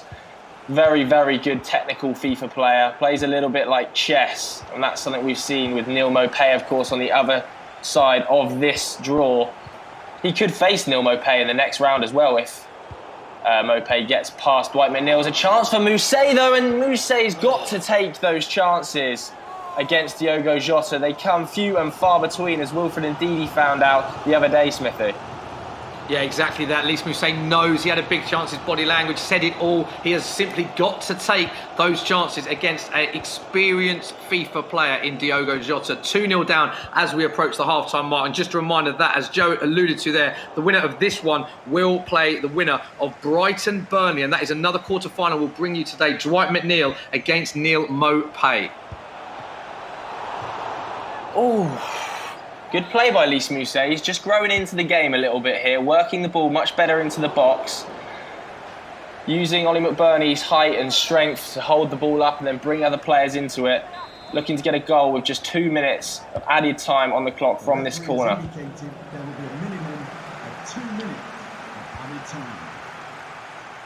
Here's a chance for McBurney on the half-time. And we've talked about McBurney up front as the target man. The ball finds his feet and he does the business, Smithy. 2-1, big goal. Joe, that is a massive goal in this game. It's come right before the half-time whistle, and there is the half-time whistle. 2-0 lead. That is a big, big goal for you, Lys, going into the half-time stage. Yeah, it's a very big goal because he's got the position. So I need to score when I can. Diogo, let's just get your thoughts on that first half. 2-0 up, late goal. Could be a big goal that for Lys, but how do you analyse your first half performance there? Yeah, too nervous to start. Also, my dog started barking. But this was a really important goal, so big second half now. So your dog started barking during, so that put you off a little bit, did it? Yeah, it made me more nervous. Okay, there we go. We'll let you carry on with the second half. Joe, there's so many elements to this game, and so we've seen how competitive these players are. Some of them describing it as nervous. Some of them are saying their teammates have been texting them, asking them to do well. It's another element we haven't even considered, the fact that we're all doing this remotely from home. Big effort from everyone working behind the scenes. We are encouraging everyone to stay at home and save lives. So we have things like that. Dogs in the background barking. We didn't even consider that as something that might put a player off. Yeah, of course. Both players are going to be a little bit nervous, aren't they, going into this game? It is a quarter-final, straight knockout affair. And that goal on half-time could prove to be pivotal. Diogo has been in control, held the possession, but as Lys Mousset showed against Todd Cantwell, he's extremely clinical whenever he gets a chance, Harry. Very, very clinical. And I think the next goal is very, very important in this game. It's very tightly posed at the moment. Diogo's got much more control over the game. However, Lys is very, very clinical, as you once pointed out. And Todd Cantwell understands that more than anyone after losing that game to him. But great start to the second half. Hopefully we can continue in the same way it started off in the first half, Smithy. Yeah, it's a very good point, Harry. Chance there, but it is picked up comfortably. Interesting point as well to make that Sheffield United have never lost a game this season in which Lys Mousset has scored. Lys Mousset scored with his in-game character in the opening round as well, in his first match when he disposed of Todd Cantwell. So can Lys Mousset get on the score sheet? Because could that be a good omen? If we see Lys Mousset scoring with Lys Mousset in this game, that could be a good omen. As I said, never lost a game in the Premier League in which he has scored in. He's been on fine form as well this season, as has Diogo Jota. And I think Harry made a great point there, Joe. The next goal is going to be absolutely crucial in this one. Yeah, as you can see, this has turned into a real chess match, hasn't it? Diogo Jota just looking to pick an opening between the lines, but Lys Mousset's defending has been superb so far in this second half, just using the pace he's got on the counter-attack, putting together another attack here. That's a great heavy touch. Looks to come inside. Just rushed it a little bit there. Probably should have looked to pick some more intricate passes. And now Diogo's back on the ball. I mean, there's 30 minutes left in this game. I just wonder whether either of them are thinking about any changes right now, Harry. Yeah, it's a tough one, but I think when you're having a tough game like this, making changes can kind of mess up the game, especially if you're winning. So the only person that I would advise or would think would make any decisions would be Lys, because he's losing at the moment. But he seems to have enough control of the game right now. It's just about making any mistakes and allowing Adama Traore to make amends. Didn't finish it there, Joe. But these are the tight guidelines we have to worry about when playing FIFA. You can't let your defenders make silly mistakes. Yeah, he'll be a bit frustrated with himself there, Diogo Jota. That was a big chance for Adama Traore, who's had a fantastic season in real life as well, of course. And now the game's just started to open up. You can see Lys Mousset trying to push players forward. Wolves are in. This could seal the win. He's hit the post. It's going to be a rebound, and it's terribly unlucky for Lys Mousset. Very, very unfortunate. Rebounds off the post. It's an own goal. Diogo Jota is somehow claiming it. So unlucky, Harry. It's our first own goal of the competition, and it's the worst time to concede a goal, especially against a player like Diogo. That defender might be getting sacked in the morning, but great performance here by Diogo. He's been very, very professional here, Smithy. Very professional indeed, but that is so unlucky for Lys Mousset. I think the body language spoke volumes there. Diogo knew that he got away with one. So unlucky for Lys. 70 minutes on the clock. Wolves taking a big lead, 3-1. And is that 1 foot in the semi-final? We will have to see. But a big goal for Wolverhampton Wanderers and Diogo Jota as they come on the attack, looking to kill the game now, Joe. Yeah, that's a beautiful bit of skill here. This could be it. But it isn't. Another missed chance for Diogo Jota. A lovely fake shot in the build-up there. And now Mousset looking to break. He's gone route one and he's in behind. It's an unbelievable goal kick from Rui Patricio. And he has got back into the game. As you can see there immediately, Diogo Jota looking to use a substitution very quickly. Dean Henderson, that goal kick was unbelievable, Smithy. Unbelievable goal kick, you called it right. It was route one, straight down the other end. And could that own goal prove to be extremely costly for Lys, although that will give him a lot of confidence as Diogo Jota looking to utilise Adama Traore's pace down the right-hand side. Good defending once again for Lys Mousset. We have got a big 15 minutes on our hands. And just a reminder that if the game is drawn at the end of the match, so if the game can't be separated after 90 minutes, we do go to golden goal, which we haven't seen at any stage in this tournament yet. Lys Mousset needs one more goal in order for us to have golden goal, which will give another exciting element to the tournament, Harry. Yeah, this is definitely sweaty pad time. This is where, you know, after every break of play, you do a little wipe on your hands. It's one of those moments right now. And with it being 3-2 and evenly poised in terms of how the game can go. Oh, no, he scored again. How clinical is Diogo, Joe? He's so clinical, scored with his own player, kisses the hand, captain as well. What a performance, Joe.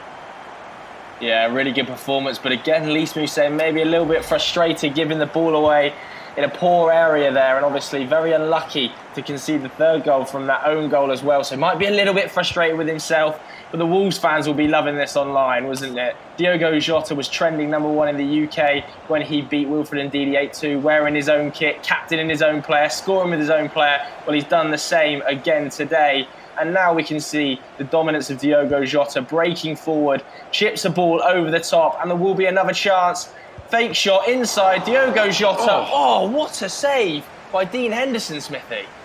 Yeah, and it's just like we're talking about players that are having great seasons, and it's been transferred into FIFA. Dean Henderson's having a brilliant season for Sheffield United, as we all know. And he's made some big saves for Lys Mousset in this match today. But once again, Diogo Jota scoring with his own in-game player. He captains himself, and that could be the goal that puts Diogo Jota in the semi-final. It's a big last 5 minutes for Sheffield United. Sheffield United fans, we know that fans watching this worldwide, it's had such great engagement. So many people getting in touch with us. And I know that a lot of Wolves fans and players have been cheering on Diogo. Very experienced FIFA player, as we know, as we alluded to earlier. And he looks to wrap the game up here. It's Diogo Jota with Diogo Jota. Oh, what a goal! That is the tournament. Diogo Jota with the captain's armband on. And Diogo Jota scores with his in-game player. I'm calling it, that is the goal of the tournament. And that surely is the goal that puts Diogo Jota into the semi-final. What a strike that is. Unbelievable goal by Diogo Jota. The second man run with himself after playing some lovely build-up play out wide. That is the sign of a really, really top-class FIFA player there. And we are seeing it, aren't we? He'll be going through to face either Neil Maupay or Dwight McNeil. You can see that game as game 4 today. Will he get a fifth? Will he get a sixth? Sorry, he's already got his fifth. 7 goals in this game. We're seeing so many goals in this tournament. I'm starting to lose count, Smithy. So am I, mate, to be honest. I've been blessed with so many goals. Worth pointing out as well, Lys Mousset has been a fantastic, big save there from Rui Patricio. Fantastic competitor in this tournament. Let's not forget that he beat Todd Cantwell, and he has scored 2 against Diogo Jota, who I think for many people have him as their favourite. So it's been a good tournament for Lys, but surely Diogo Jota has done enough now, Joe, to get through to the semi-final representing Wolves. 13 goals in 2 games then for Diogo Jota as he goes through to the semi-final to face either Dwight McNeil or Neil Maupay. Diogo, just talk us through your emotions after that. How are you feeling? Wow, too nervous. But fortunately, with that on goal, that I think that killed the game. Yeah, there was the own goal, but there was also the wonderful lob as well. Just talk us through that goal you scored, the amazing chip. Yeah, he was pressing high, so I knew when I was calm, with a good possession, I was able to find the space in the back, and what a great finish from. And what did you make of Lys Mousset's performance? He joined you as well, so have you got a message for him of how he played? Yeah, it's a really good player, so he was trying to confuse us when he was saying that he was not confident. I think he's a really good player. He knows how to manage the game, so tough game. Lys, unlucky there. You obviously lost to Diogo. How are you feeling? No, I feel good. He's a good player. I knew before we played the game. He's a good player. You can't put 8 goal to someone like this. And what did you make of that own goal? You were very unlucky. Yeah, that's FIFA now. Can't kick the ball. You can't do nothing. You try to kick the ball, but it's not doing nothing. Very unlucky there. And then just finally, have you got a message for Diogo as he progresses to the semi-final? He's a good player, so I think he's going to go through. There we go then. Thanks very much, guys. Congratulations to Diogo. Commiserations to Lys. Diogo Jota progresses through to the semi-final stage, Smithy. Yeah, what a performance that was from Diogo Jota. We all know, we've been talking about, we all know that he is a very experienced FIFA player, 5-2. I mean, what a win. Commiserations there for Lys, because he got very unlucky with that own goal. But it was quite a dominant performance in the end. The better player coming up on top, Harry. Oh, definitely. Diogo is absolutely class. Arguably one of the best players that I've seen play FIFA. He always just seems as if he's going to be able to score a goal, and he's got a possession-based way of playing, which is so difficult because having the ball is how you actually win the game. It's the only way you can, really, and he's actually proved that is his secret weapon. But one thing I will say about Lys, he's a very good player as well. That own goal did actually kill the game. It kind of makes it difficult for you to come back when your players conceded. You're getting sacked in the morning, definitely going to be singing around the dressing room, Smithy. Oh dear. Yeah, let's talk about Leeds briefly, Joe, because he has had a good tournament. Let's not forget Diogo Jota is someone we expect to go very far indeed. He's already in the semi-finals. Many people tipping him as the favourite for this. He scored 2 goals, Leeds, against Diogo. He knocked out the tournament favourite prior to that in Todd Cantwell, scoring 6 goals. So Leeds has been a very good competitor. Sheffield United fans, I think, will be happy with who represented them in this tournament. He's done a good job for the Blades, hasn't he?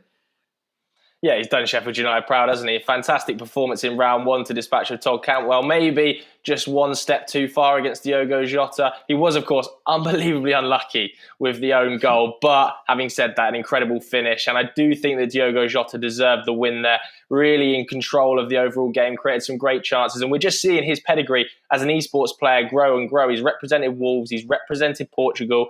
The way he moves the ball around the midfield is a joy to watch at sometimes. His ability to fake shot on the edge of the area, a few drag backs, and of course, pick passes through the lines, as all good professional FIFA players do really, is just a joy to watch. So Diogo Jota, for me, at the moment, is the favourite for the tournament. Yeah, Harry, we all play FIFA. That goal that Diogo Jota scored as Diogo Jota, with the armband on, of course, which I really like, got to be goal of the tournament now. That's such a hard goal to score, isn't it?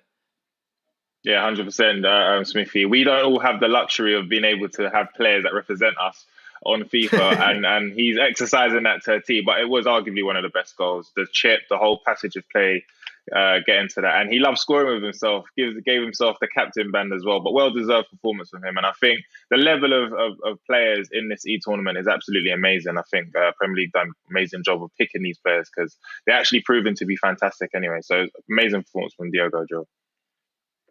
Yeah, 100% agree with you. I think he could go far, although Neil Maupay will be stiff opposition if he beats Dwight McNeil. And we haven't really been chatting about Dwight McNeil either. He dispatched of Josh Franceschi, of course, in the round before.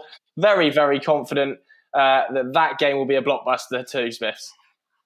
Yeah, and I like the fact we're all mentioning, one of my highlights of the tournament is that Diogo giving himself the armband and scoring with himself a lot. I really rate that. We can have a look at what this means for the tournament so far. Games coming thick and fast today, as they have been all days. We're in day 4, of course, and all of the 4 games that we are bringing you today are, of course, the final matchups. Is the result: Trent Alexander-Arnold dispatching of Newcastle's Christian Atsu 4-1. Trent Alexander-Arnold looking very good indeed, 5-1 and 4-1 in his 2 games. And then we just saw Diogo Jota 5, Lys Mousset of Sheffield United 2. So Wolves advance. So Wolves and Liverpool are our 2 semi-finalists confirmed. Everton, Man City, and Brighton against Burnley are our 2 remaining matches today, which is, of course, day 4. So this is what it means. We have our 2 semi-finalists, Liverpool and Wolves, who, of course, are in opposite sides of the draw. Trent Alexander-Arnold will go up against Everton or Man City, which is a mouth-watering tie either way. And Wolves, Diogo Jota, will go up against either Brighton or Burnley. And specifically, this is what's coming up next. Everton, Man City, Andre Gomez off the back of an 8-0 drubbing of Reece James of Chelsea, and Raheem Sterling off the back of one of the most entertaining games of the tournament, beating Wilfried Zaha of Crystal Palace 5-4. So it's Everton against Man City, Andre Gomez, Raheem Sterling. We need to look ahead to that one. Harry, how'd you see this one going? I'm going to ask for another prediction, mate, because this is a tough one to call. Andre Gomez, Raheem Sterling, what are you saying? It's tough because we've both seen them in 2 different games. We saw Andre Gomez absolutely annihilate his opponent, and then we saw Sterling with a tough game, a sweaty game, if you want to call it that. But there's something about Andre Gomez that just, it's the unknown. We don't know too much about him apart from that game, but we do know Sterling's a good player. So I always go for underdogs. I'm expecting a Sterling good performance, but I just think Andre Gomez has just got that extra bit of talent anyway, Smithy. Joe, quickly, how'd you see this one going? Andre Gomez, Raheem Sterling. Either way, it's a mouth-watering semi-final, whoever progresses. Yeah, 100%. Raheem Sterling's for sure going to have to shore up his back line. Obviously, he shipped 4 goals against Wilfried Zaha. He won't be able to have that luxury against Andre Gomez, who is one of the most clinical players we've seen so far this tournament, especially with the use of Dominic Calvert-Lewin. I'm predicting at least 5 goals in that game as well. That's all I'll say. I don't know which way it's going to go, but it's going to see goals.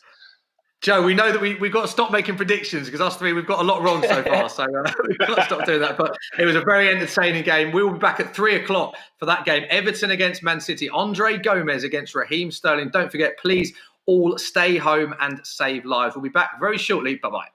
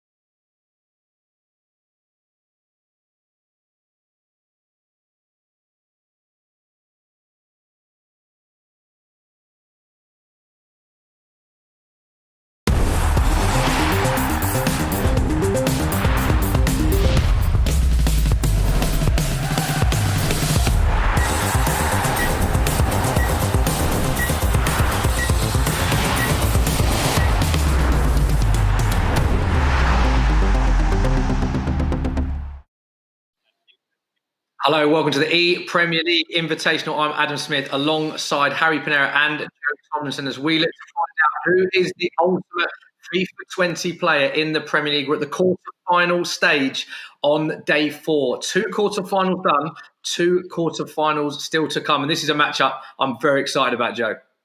Yeah, really excited about the games coming up today. Has already seen some big results. Of course, Trent Alexander-Arnold going through and Diogo Jota going through. But just a quick reminder to everybody watching this, please stay home and save lives. It's really important right now. And that the ePremier League Invitational Tournament prize is going to be donated to the Players Together initiative as well. Let's just have a quick reminder then of the games that are coming up. Right now on your screens, you're about to witness Everton against Manchester City, a huge matchup that will see Andre Gomez take on Raheem Sterling. After that, you're going to see Brighton against Burnley, one of the tournament's dark horses, Neil Maupay, taking on Dwight McNeil. But Smithy, for the people at home that might be joining for the first time, I'm sure not many people are now because it's been so entertaining, but let's have a quick reminder of those rules. Yeah, I hope they're not joining for the first time because you've missed a lot of FIFA action. But if you are, these are the all-important tournament rules. The EPL Invitational is a straight knockout tournament, 1 game per round. So you lose 1 match, you are out. Simple as that. Every Premier League club has been represented by either a player from their squad or a celebrity fan, but both celebrity fans have now been knocked out. These are the all-important in-game rules. 2 6-minute halves for each match. In the event of a draw, golden goal used to determine the winner. We've still not seen golden goal in any match. An 85 rated Premier League squads in kickoff mode, Joe, as we look to find out who is the ultimate FIFA player in the Premier League. Yes, exactly, Smithy. We're going to have a look at the overall draw in just a second. But today, just to remind you, has seen some fantastic results, hasn't it? Trent Alexander-Arnold, 4-1 winner against Christian Atsu's Newcastle, sending him through to the semi-final on this side of the draw. So whoever wins out of Andre Gomez or Raheem Sterling will be set to face off against Trent Alexander-Arnold. We're either going to see Liverpool versus Man City in a top-of-the-table clash or a Merseyside derby. It doesn't get much better than that, does it? On the other side of the draw, we're going to see Diogo Jota, one of the tournament's favourite players, going up against Lys Mousset. Diogo Jota got the better of him there, didn't he? 5-2. And then this afternoon, we're going to see Neil Maupay taking on Dwight McNeil to play off against Diogo Jota. There's just so many good games, so many big names. There's been so many goals as well, Smithy. Joe, take a breath. There's a lot of information for you to get in there. Take a breath. We can show you the goals. Have you missed them? Because what a day we've had so far. Trent Alexander-Arnold of Liverpool taking on Christian Atsu of Newcastle. And Christian Atsu taking an early lead through Sam Maximan. We thought we might have a shot on the cards, but then Trent Alexander-Arnold straight away with the equaliser through Bobby Firmino. And this goal from Gini Wijnaldum gave Trent the lead. Trent had some big chances that he missed in the first half. So it was 2-1 going into the second half. But then Mo Salah making it 3-1. And Gini Wijnaldum finishing it off with this lovely finish. You can see Trent, what you mentioned, fist pumping here. Trent Alexander-Arnold at Liverpool, our first team to advance to the semi-final. Our next quarter-final match saw Diogo Jota of Wolves take on Lys Mousset of Sheffield United. And this was a hotly anticipated encounter. Wolves going 1-0 up. And then a second goal for Wolverhampton Campagna with both goals in this one. But Lys Mousset had something to say about that. As he got back in the game, it was only 2-1 at the half-time stage, and then probably the most unlucky goal in the whole tournament. This Bulldog own goal gave Diogo Jota the lead, and he couldn't believe it. He knew that he had a very lucky goal. Lys Mousset with Zivkovic back in the game, but then Diogo Jota proving costly with Diogo Jota. And I'm calling it, Joe. This is the finish of the tournament. Very hard technique to execute on FIFA 20, thinking it over the keeper. Diogo Jota in play with Diogo Jota, wearing the captain's armband, 5-2. And Diogo Jota, a lot of people calling the tournament favourite, Joe.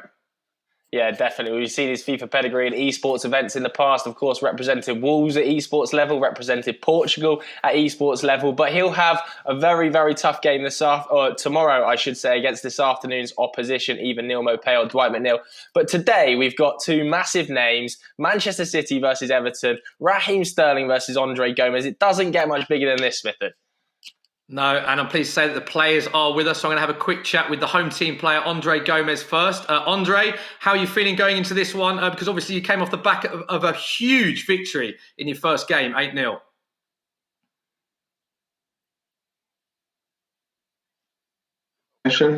On this game, Raheem plays really well, so let's see how it goes. Yeah, you're expecting a slightly tougher game than all due respect to Chelsea in your first round, but I think you're expecting a bit of a tighter game here because Raheem had a good victory in his first game as well. Yeah, totally. It'll be a tough game.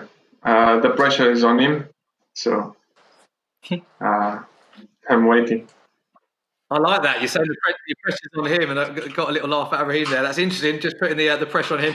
Just finally, Andre, just give us an insight into what it's like representing Everton. We've seen so many players obviously involved in this tournament, but also watching and engaging in this tournament.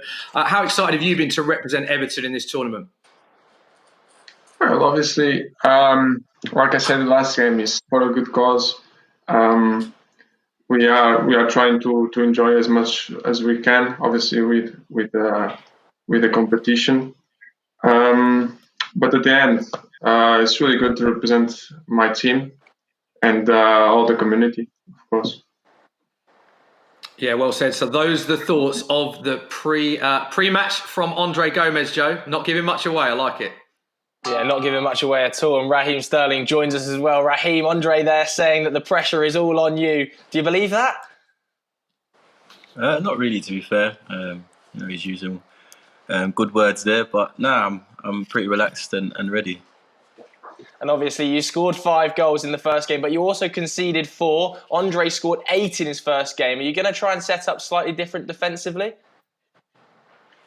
No, I'm not changing anything. Playing how I know how to play, and as I said to you, I'm here to outscore him. So that's it.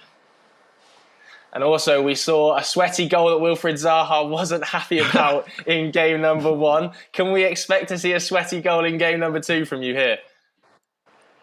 If it needs to be done for the win, it needs to be done. There we go then, Smithy. Raheem pulling no punches at all.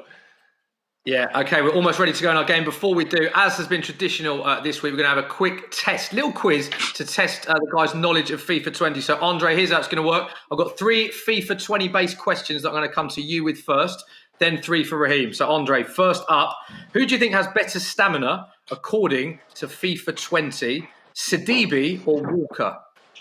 So, Digital Sidibe or Kyle Walker? Kyle Walker. Incorrect. Walker 89, Sidibe Really? 91. Yeah, you surprised at that? Oh, yeah, it was a surprise. Yeah. Okay, we'll move straight on to the next one. You're up against Raheem Sterling, of course, and Raheem Sterling's in-game stats are absolutely brilliant, as you'd expect. But what FIFA stat is your opponent better in, passing or shooting? So is Raheem Sterling better at passing or shooting, according to FIFA 20? That is a hard question. I would say shooting. You are right. Passing 78, shooting 79. Raheem, have FIFA got that right? Better at shooting than passing? Yeah, say that, yeah. Third and fourth. Just about. Love it. Just about. Yeah, it's not a lot in it. 78 passing, 79 shooting. So tough question. Yeah, I don't know how much good it is. You're not happy with that? Not yet. You should. What should you be, do you think? Yeah. What should I be? What should you be, yeah? Yeah, about 84, 85. 84, 85. I see a lot okay, of people 84, 85. And, we'll have a word with FIFA. Final question to you, Andre. In the Everton team, who is higher rated, yourself or Richarlison? I think Richarlison. You're wrong. 79 Richarlison, Gomez 80. Really? I thought it was. Yeah. I thought it was 81. So it is. Well, I'm not an expert. I said to you. Yeah, fair enough. 1 out of 3. You happy with that? 1 out of 3, not too bad. Not too bad. Okay, Raheem, we'll go straight into your questions. According to FIFA 20, who has higher aggression, yourself or Andre Gomez? Aggression. I'm saying me. Raheem, I've got to tell you, Raheem Sterling 38, Gomez 81. Oh. So it's not. So according to FIFA, yeah, Raheem Sterling 38 aggression, Andre Gomez 81 aggression. So what have you got to say about that? Wow. We'll have to see next time we play Everton. Yeah, we will, yeah. Love that. Finding talk from that. Right, so 0 out of 1. Second question, Raheem. Both sides, as we know and as you know very well, have fantastic keepers. But which keeper has the better kicking, Pickford or Edison? I'll go for Eddie. Correct. Edison. Pickford 87, Edison 93. So it's 1 out of 2. It all comes down to this last question. Win this, you win the quiz. If you don't get this right, it's a draw. Finally, you are rapid, as we know, Raheem, on the game and in real life. But who is slower, according to FIFA 20, John Stones or Otamendi?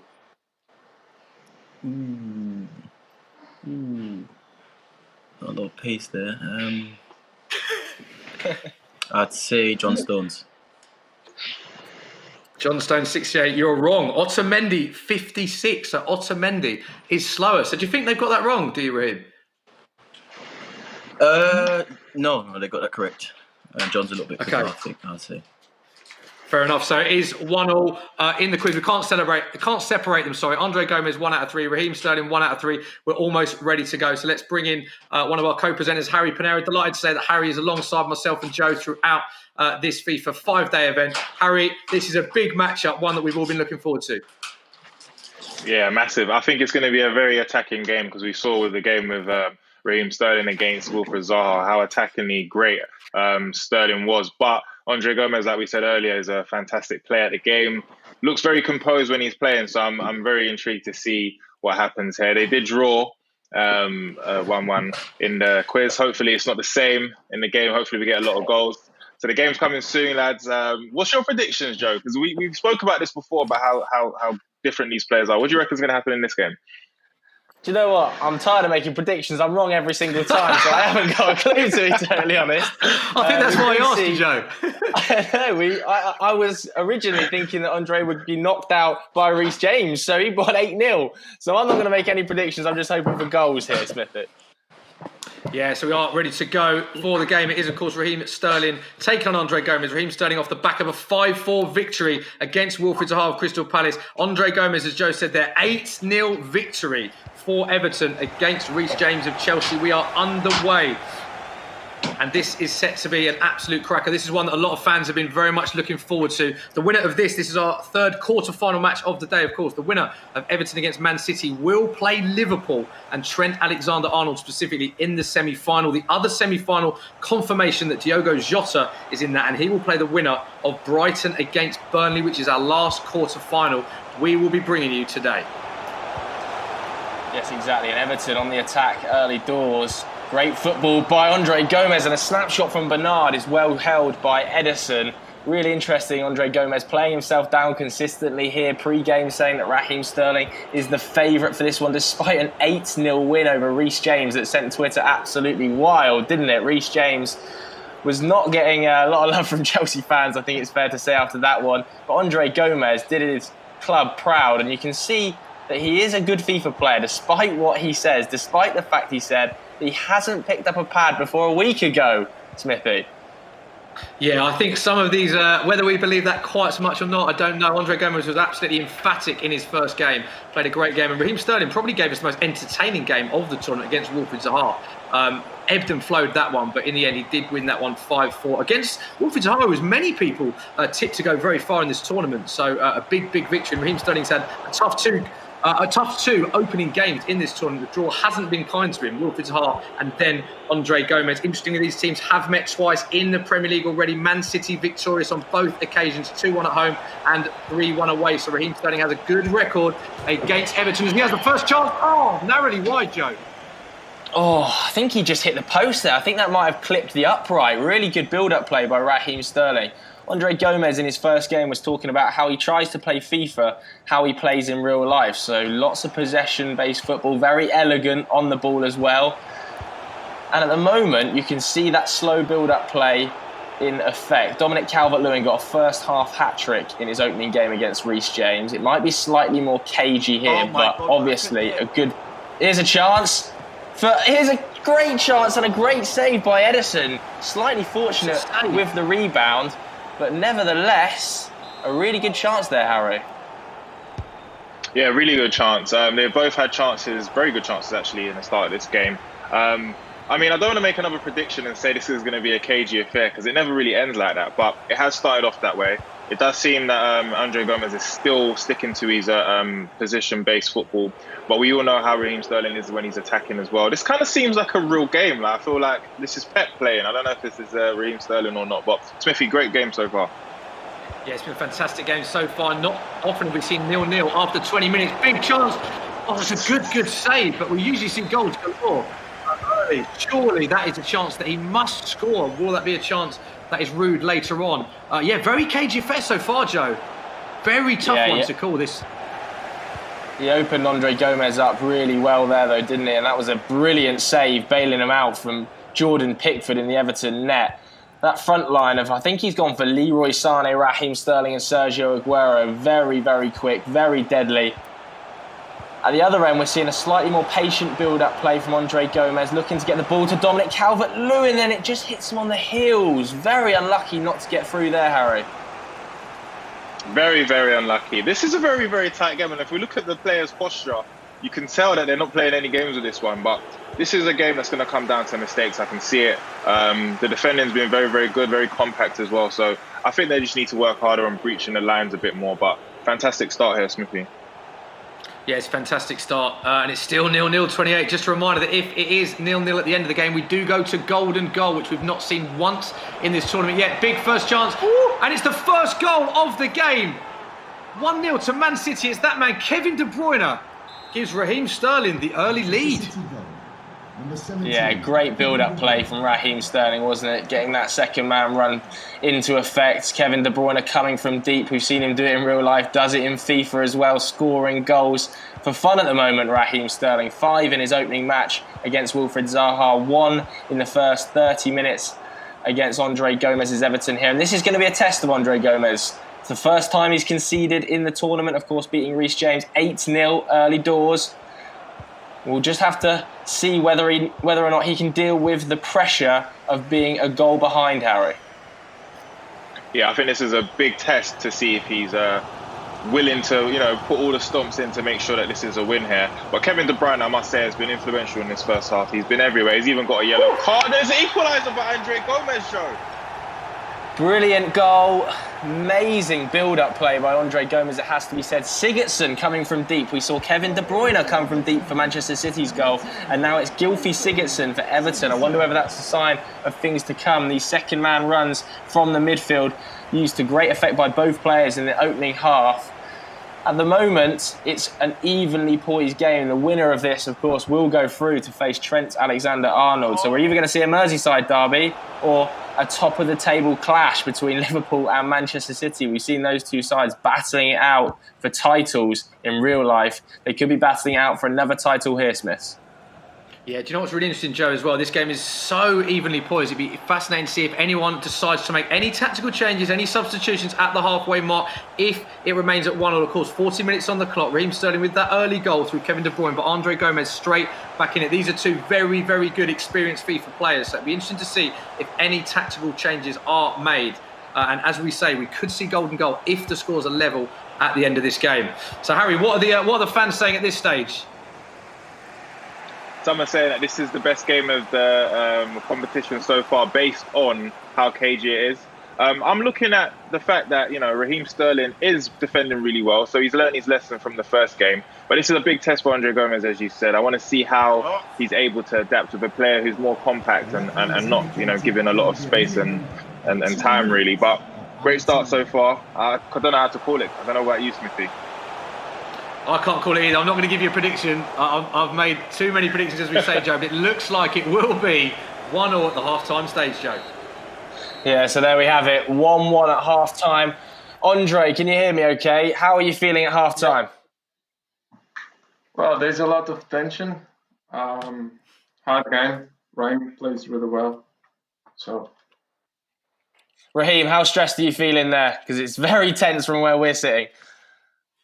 Yeah, there's been good opportunities for both teams, and as you said, it's really tense at the minute. But let's try to keep our head and get that winning goal. Okay, guys, we'll let you get back into it for the second half. I'm just wondering, Harry, whether the people at home or not think that people should be making changes or stick to the guns right now. Well, we haven't seen anything changing right now, but there's a lot of respect for Kevin De Bruyne on this game. A lot of people are telling Raheem to shoot from far. Difference is it's not one of those games where he probably can pop that over. It's more of a, possession based and trying to find space here. So it will be very exciting to see how dynamic this Man City and Everton team can be. But I'm looking forward to seeing some more goals. It's been very cagey, but I think there's more goals in this, Smithy. Yeah, I certainly agree with that. I think there's definitely more goals to come. Raheem Sterling, of course, been in great form, as he has been for many years for Man City in the Premier League. Second in Man City's most ever Premier League goals, 94 Premier League goals, second only to Aguero in Premier League. Fourth City assist maker as well. 16 Premier League goals this season. So he's been in great form, and he's proven to be in great form in this tournament as well as he goes on the attack. But it's a good defensive play from Andre Gomez as well. And these two just can't be separated at the minute. 50 minutes on the clock, 1-1. Andre Gomez, not the best record in the Premier League in games he's played against Man City, but holding his own in this match so far, Joe. Yeah, just some poor decision making in the final third there from Andre Gomez. Probably went the wrong way. Now Manchester City are looking to break. It's a much slower style of play this time from Raheem Sterling. It was a bit more gung-ho against Wilfried Zaha, but it's actually working against Andre Gomez because he won the first game 8-0, so you've got to be careful against him. He's a danger man on the break.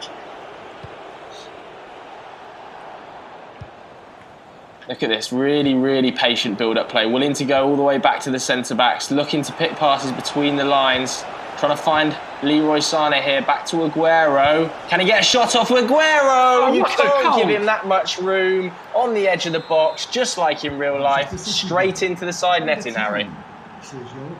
Could Aguero? I mean, it's criminal to give him any sort of space, but it was a great drag back to fool the defender, and Aguero doesn't miss from there anyway. This is giving Raheem Sterling a bit more breathing space, but it's going to be very difficult for him to keep this lead with Andre Gomez. We know how he is, but this should be, more of a reason for Andre Gomez to be more relaxed with his approach now and go for the attack, Joe.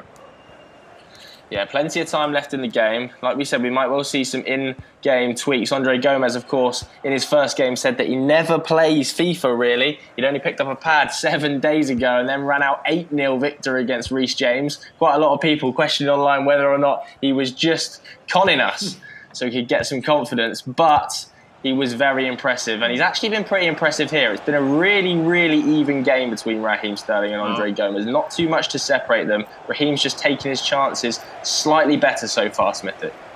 Yeah, very, very close game. It's interesting to hear what the players will be thinking. A lot of players saying in their post-match interview that we've been speaking to, saying they want the opposing player to win. I'm pretty sure Reece James will want Andre Gomez to win this so that he can say off the back of that 8-0 drubbing that he lost to the eventual winner or someone that went very far. A lot of players saying that. They want the player that beats them to go on to win the tournament, just for to reinstate a bit of pride.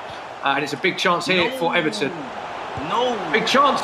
And it's another goal. It's the equalising goal for Andre Gomez. It's Everton 2, Man City 2. And it's Gylfi Sigurdsson again. What a game we have on our hands, Joe. Yeah, Gylfi Sigurdsson with another run from deep. You could see Raheem really annoyed about that goal, saying no, throwing his hands up in the air.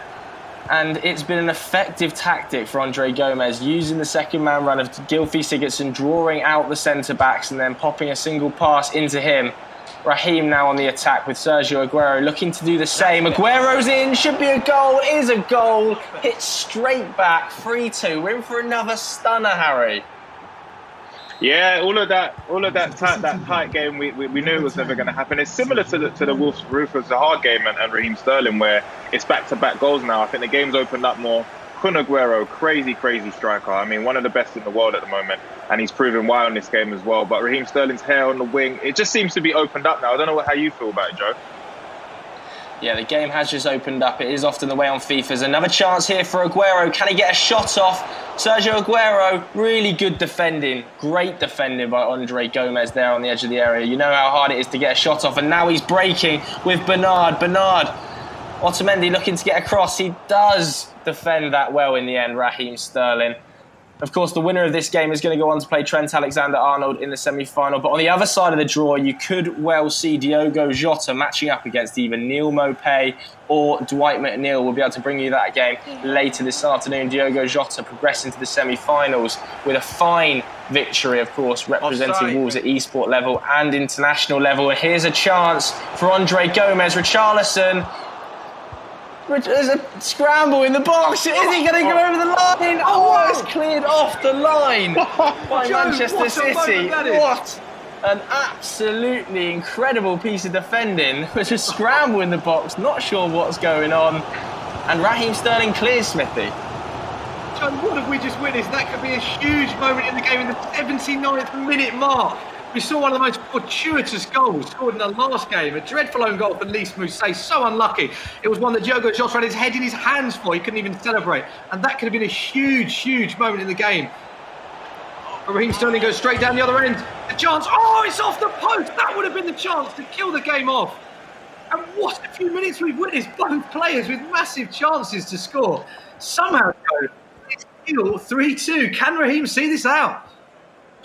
It's going to be very tough to see it out. It's so end-to-end. It really is open. I can't believe either of them haven't switched up their tactics, in particular Raheem, who is currently leading this game. Leroy Sané hitting the post there with a fantastic timed strike. And Raheem really looking to play on the break now. Slots it into Leroy Sané's feet. I just wonder whether Andre Gomez will be thinking about making any tactical changes at this stage, although Dominic Calvert-Lewin remains a danger man, Harry. Yeah, I don't think anyone's going to make any changes right now. It's very, very tough. Aguero, hat-trick for Aguero. It seems as if that's it. That's the game right there. 90 minutes, 4-2. Joe, what a performance by Raheem Sterling. Yeah, Raheem Sterling really imperious here. 8-0 victor Andre Gomez in the first game, but unable to breach Raheem Sterling's backline on that many occasions this time. He did score 2, but not enough to beat Raheem Sterling, who has been on incredible form so far in this tournament, scoring goals for fun. Raheem, you scored 5 goals in the first game. You scored 4 goals in your second game. You must be pretty happy.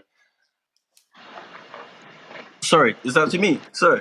Yeah, it was Raheem. We're just saying you scored 5 in your first game, 4 in your second game. You must be pretty happy with that performance. Yeah, as I said, I didn't know what I was coming in up against. I seen the score line. I had a lot of people messaging me, so I had to keep my focus. I stayed away from the game, and I said I'll play just today. I won't do no practice, and I'll play today. But he's really good. His build-up play is so annoying. I must say it's really annoying to try and get close to him, but he's very good. Yeah, some people at home might have been saying you should have shut up shop earlier, but you keep on attacking. Is that how we're going to see you play throughout this whole tournament? Yeah, as I said, I know I need to probably not attack as much, but I like to make sure I try and score as much as I can, to be honest with you. So, yeah. Okay, then. Commiserations to that one, Andre. Talk us through how you're feeling after that result. Well, hard to take, but was a good game. Raheem plays really well, so I expected that. You had a couple of good chances yourselves. Edison keeping the ball out of the net, and obviously that goal line scramble too. Well, bad luck, but he plays really well, especially attacking with a lot of players inside. But was, like I said, was a good game, and I enjoyed it. Do you have a message for Raheem then as he progresses through to the semi-final to face Trent Alexander-Arnold? Well, good luck, obviously. Now I'm out. You won, so all the best, and keep going to the final. Thank you, bro. And Raheem, you'll be facing Trent Alexander-Arnold, obviously your England teammate, a rival domestically. How are you feeling about going up against him? Yeah, to be fair, I kind of know how Trent plays, so yeah, I'm looking forward to it, to be fair. So have you played Trent before then at FIFA? Yeah, on the national team in camps in his room. But yeah, I know what to expect. And who usually comes out on top, you or Trent? Well, to be fair, I can't play FIFA on the TV, so he wins every time on the TV. But when I've got this little setup I've got here, he's not beating me. Okay, so you're backing yourself against Trent Alexander-Arnold 100% in the semi-final. Could be a good game, but yeah, I'm backing myself, yeah. Okay, thanks very much, guys, for joining us today. Commiserations, Andre. Congratulations to you, Raheem. Thank you, Andre. Bro, thanks, guys. See you. Yeah. There we go then, Smithy. Andre Gomez falling out of the tournament, but Raheem Sterling progresses to face his England teammate. I'm buzzing to see that semi-final. What a semi-final that is. Raheem Sterling against Trent Alexander-Arnold. Man City against Liverpool, two heavyweights of the Premier League that have been contesting for titles for so many years, as we know. And what's interesting, the other dynamic that throws up, Harry, is that they know how each other play. And I think there's going to be a bit of fighting talk going into this. Wouldn't be surprised if we see messages on social media. Wouldn't be surprised if the pre-game build-up is one to watch as well. It is a mouth-watering semi-final, that, Harry, isn't it? Yeah, two amazing players on the field.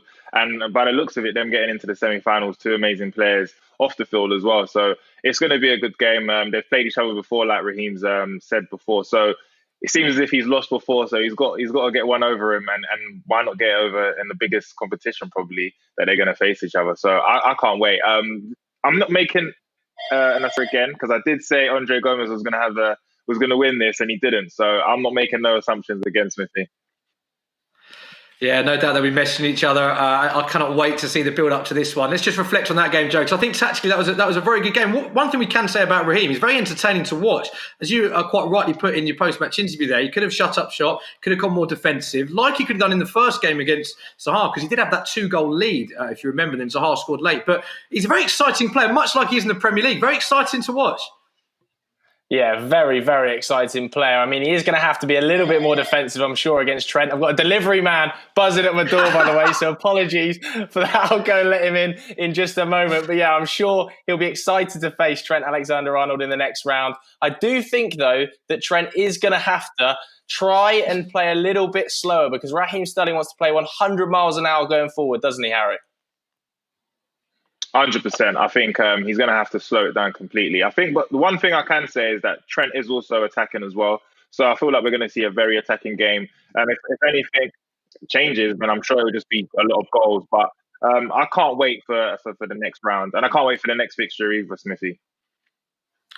Yes, let's have a reminder what it means for the tournament. We are getting into the nitty-gritty, the advancing stages. Here we go. 3 quarter-final matches that we've given you today. Liverpool, Trent Alexander-Arnold beating Christian Atsu of Newcastle 4-1. Diogo Jota been absolutely sensational all tournament. 5-2 victory against Lys Mousset. And Everton 2, Andre Gomez losing to Raheem Sterling 4-2. So that means our semi-final lineup is Liverpool against Manchester City, and Wolverhampton Wanderers will play the winner of our next game, which is Brighton versus Burnley. Brighton versus Burnley is our 4th and final quarter-final. It's Neil Maupay against Dwight McNeil. Joe, how much are you looking forward to that? Once you've got the delivery sorted out of the way, how much are you looking forward to the next game?